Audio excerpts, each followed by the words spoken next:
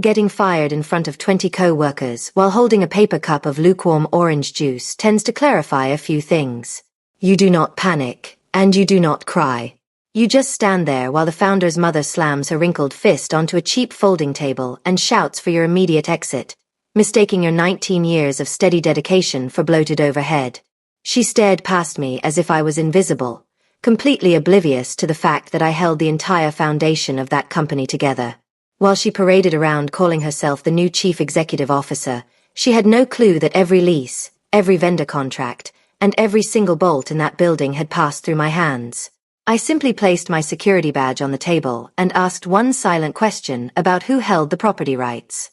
The room went dead silent as forks froze in midair and people stopped chewing their catered breakfast. The matriarch blinked in total confusion, completely unaware that the obscure holding company receiving quarterly rent checks belonged entirely to me.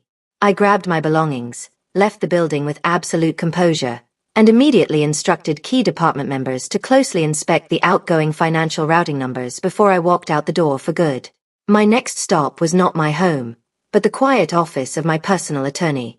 I pulled out a thick manila folder containing the binding real estate agreements that corporate leadership had signed without ever reading. For nearly 2 decades, I had observed endless executive incompetence, so when an opportunity arose to legally secure the property rights under my personal blind trust, I built a kingdom right under their unobservant noses. Back at the headquarters, total operational chaos erupted within hours of my abrupt departure.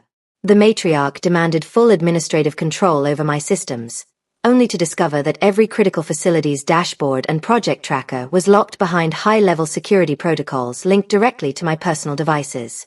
IT staff shrugged in defeat as they realized they could not override my security settings, leaving management completely locked out of the core infrastructure. When legal counsel desperately searched for current property records, they stumbled across the quarterly payout statements and realized something was terribly wrong. Hundreds of thousands of dollars had been routed away from the traditional property management group directly into Stone Lake Holdings, an independent entity signature authorized by T. Coldwell.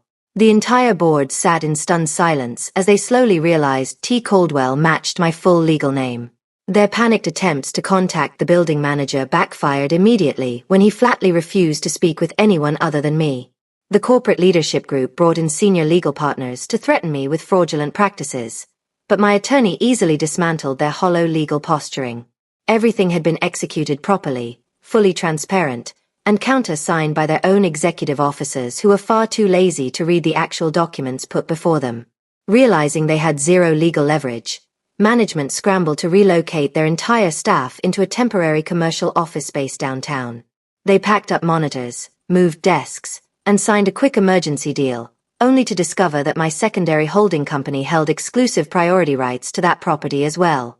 The matriarch publicly lost her temper in the hallway when the property manager refused them entry, realizing they were completely trapped. With nowhere left to turn, the panicked board of directors called an emergency meeting and invited the original founder back from his European vacation. When he arrived expecting to handle a routine operational update, he was shown the video footage of his mother firing the very person who controlled their real estate portfolio. The room erupted in heated arguments as board members openly criticized her reckless leadership and total lack of oversight. The executive team quickly realized that they were facing absolute financial ruin if they could not regain access to their primary operational headquarters. My attorney received a formal, highly reverent written proposal from their legal representatives, begging for immediate re-entry and offering to triple the lease rate moving forward. I instructed my legal counsel that I would accept their offer only if the tripled rental rate was applied retroactively for several months.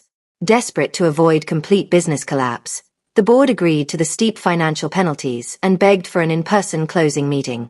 I walked back into that familiar corporate conference room, not as an underappreciated employee, but as the master landlord holding all the power. I placed the revised agreement onto the table, looked the founder directly in the eye, and delivered my final non-negotiable requirement for the deal. I made it explicitly clear that I would gladly lease the corporate space back to the company, but the founder's mother was permanently banned from stepping foot on the property again. The board members immediately agreed, leaving the matriarch standing in utter disbelief as her own family forced her out of the business. She walked out of the building completely humiliated, stripped of the influence she had so arrogantly abused. They wired the full retroactive payment within hours, covering my legal fees and securing my financial independence for the rest of my life. Sitting in my new high-rise office enjoying an expensive lunch, I reflected on how sweet it felt to watch arrogant people destroy themselves through their own greed and neglect. True power never comes from throwing temper tantrums, but from quietly controlling the foundation beneath everyone else's feet.